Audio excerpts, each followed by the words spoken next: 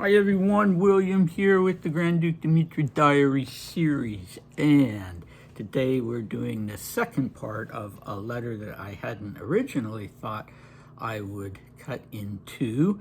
The letter of 12th March 1909, written from Grand Duke Paul's palace in St. Petersburg, written to Maria, I should add. And what do we have for our recap? Well, the first half of the letter began talking about Swedish decorations, that meaning not like party decorations, but medals, that Maria had intervened at Dmitri's request to see if these medals could be given to Russian soldiers from the combined regiment. So we will be talking about that in the next video. He just mentioned that to thank her because she had indeed managed to do that. We have Paul in St. Petersburg temporarily to attend the funeral of his brother Vladimir, who just died of natural causes at the age of 61. And lots of activities going on, even though it was Lent. Paul was receiving all the people that he didn't see since he was living in Paris, and having dinners and teas and that sort of thing. So, you know, the mourning, neither the observation of Lent nor the strict mourning seemed to have been in place. But anyway, and then finally the introduction of a very interesting couple, the Ignatievs. And he, Alexeyevich actually, would end up being a very prominent Red general. He was in Sweden at that time as a military attaché, so he knew Maria, and his wife claimed to be very close to Maria, even claimed to be her best friend.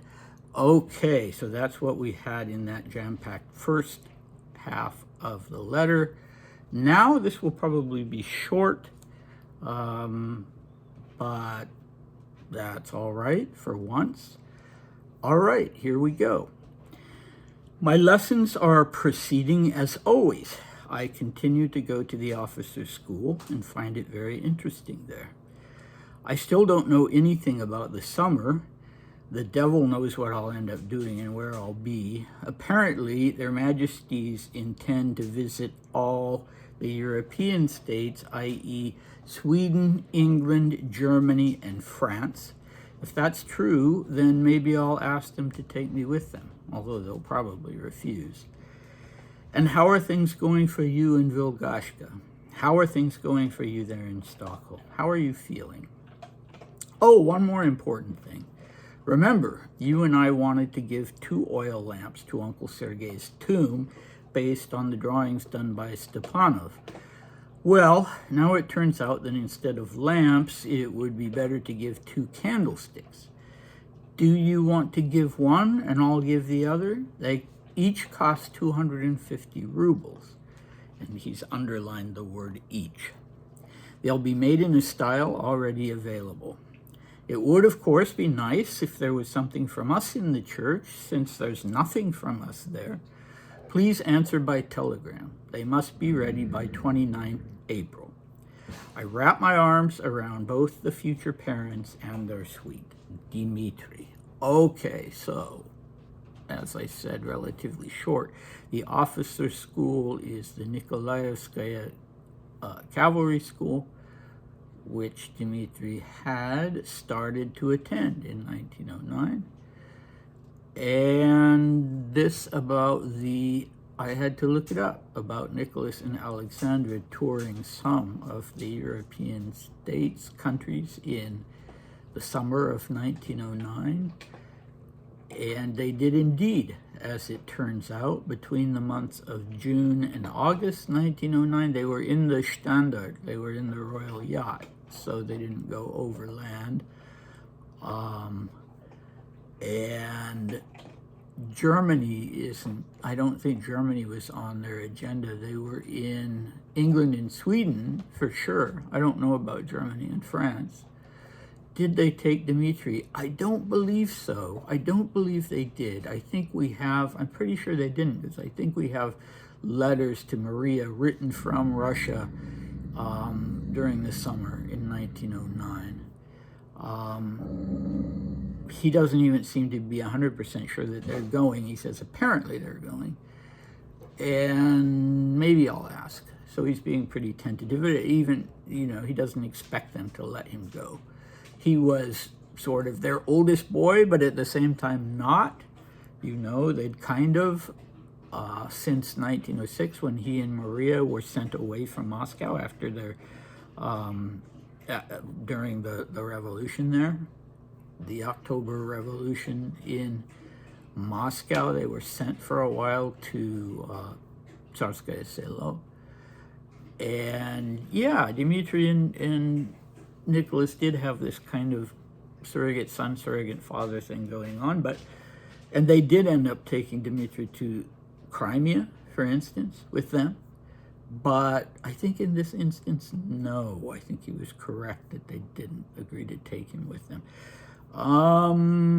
Yeah, and so Maria, we find out, is in Stockholm instead of at the palace that had been given to her and her husband as their home. Why was she in Stockholm? Maybe because the doctors were in Stockholm, and this was toward the end of her pregnancy. It was March. She was due, I think, in May, maybe early May. Her mother had died in childbirth. I don't know if Maria's pregnancy was complicated, but I'm sure they were being very careful. So that's just an assumption on my part that that's why she was in Stockholm. The candlesticks. So this is interesting because how long had it been? Grand Duke Sergei died in February 1905. It's now March 1909. And Dmitri and Maria have not given anything to the little church that was built in honor of him. I guess that makes sense because they were children. They were, I believe, 13 and 14 years old when it happened. So nobody was asking them to buy some costly thing for the church or the chapel. But yeah, now Dimitri's 17, Maria is an old married woman, and they want to contribute something.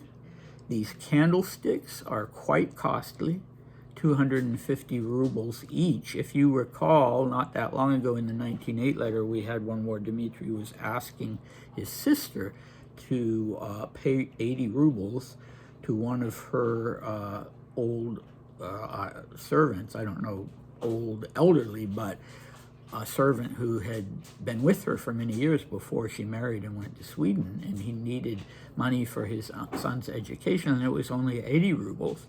And Dmitri thought he might end up having to pay for it all, so he was trying to get Maria to pay at least half, if not the whole 80. Well, this is, and when I looked at the time, when I inquired of AI how much that would have been, the equivalent of in modern terms, well, specifically in dollars, because that's what I'm most familiar with, it was something like between 800 and 1200. So, these are costly, but they're not, these candlesticks, but they're not going to break the bank. Dmitri is emphasizing, however, underlining the word each, because he doesn't want her to send him 125 rubles. And then he has to pay for his own and also half of hers. He says they will be made in a style already available. Does that mean they will, in fact, be made from scratch, as it were, but not to not to a new design? They weren't going to make an all new design, which would probably have been more expensive. I don't know, but I don't know what's significant about the date. Sorry about that, April 29th, Why they had to be done by them if there was going to be a rededication or something, I just don't know.